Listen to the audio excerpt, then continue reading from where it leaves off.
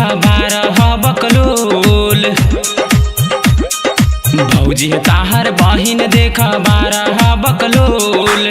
बिहार के लइका से बच्चा के रखा, बिहार के लइका से बच्चा के रखा, गार दही सपोल। सुना भौजी है ताहर बहिन 6 बकलोल। सुना भौजी है बोली बोले छको बोल। सुना भौजी है अहे कर दांत देबो तोर। सुना भौजी है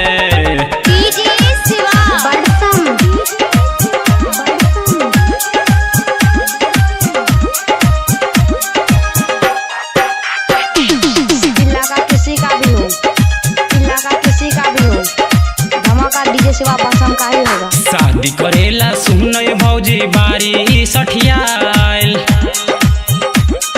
शादी करेला सुन भौजी बारी सठियाल।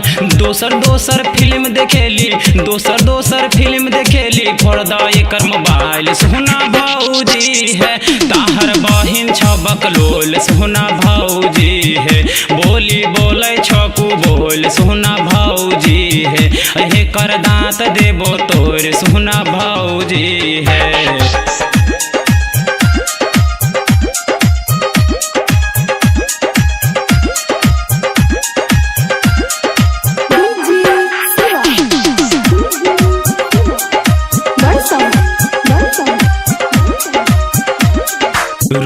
रोज ओठ लाली लगा के घूमै छो पूरा गाँव।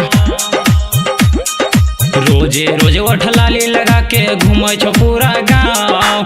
कहियो तोहरा इज्जत के भौजी, कहियो तोहरा इज्जत के भौजी डुबा दी सुना नाव। सुना भौजी है ताहर बहिन 6 बकलोल। सुना भौजी है बोली बोले छकू बोल। सुना भौजी है अहे कर दांत देबो तोर। सुना भौजी है